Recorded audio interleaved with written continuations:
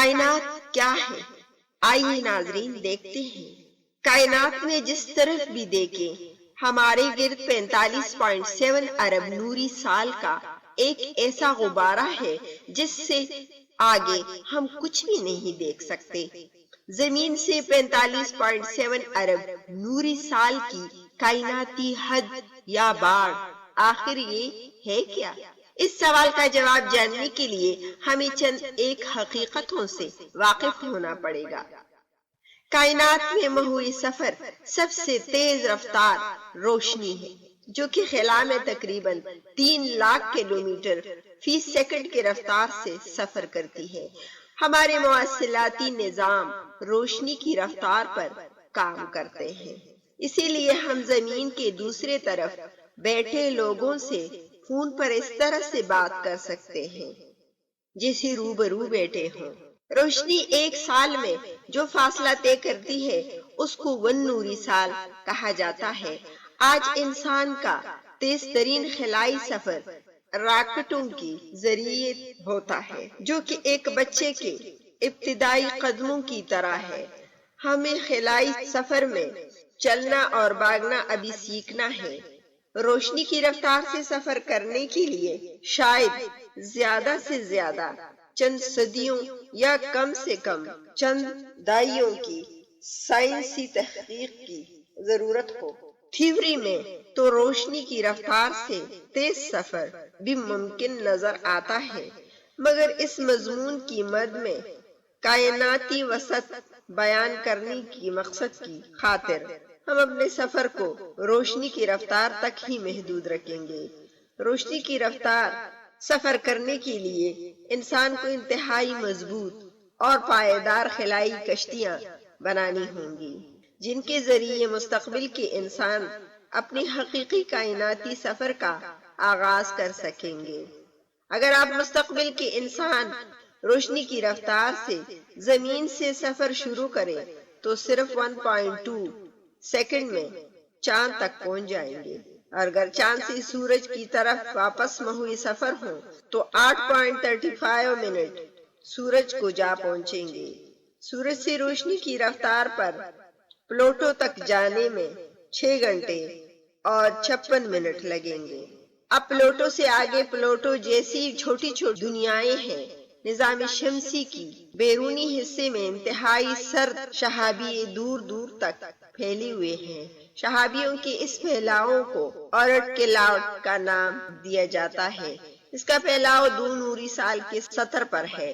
1.6 سال روشنی کی رفتار پر سفر کرنے کے بعد مستقبل کے انسان اورٹ کلاؤڈ میں داخل ہو جائیں گے اور 2 سال بعد اس سے نکلیں گے۔ ان 2 سالوں کے سفر کے بعد یہ سورج کی کشش ثقل سے آزاد ہو جائیں گے۔ اب مستقبل کے انسان بین الستارہ خلا میں پہنچ چکے ہوں گے۔ یہاں سے سفر کرتے سورج کے قریب ترین ستارے پروکسیما سینٹاری تک پہنچنے میں انہیں 4.22 سال لگ جائیں گے۔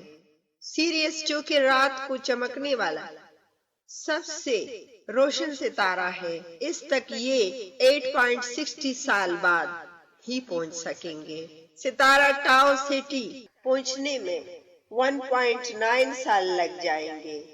اس کے گرد ایک زمین سے 6 گنا حجم کا ایک سیارہ مہوئی گردش ہے جو کہ اس کی گولڈی لاک زون قابل زندگی دوری میں ہے۔ پھر روشنی کی رفتار پر 20.5 سال سفر کرنے کے بعد وہ گلیشے ایسا سیارہ ہے جو کہ زندگی رکھنے کے قابل ہے۔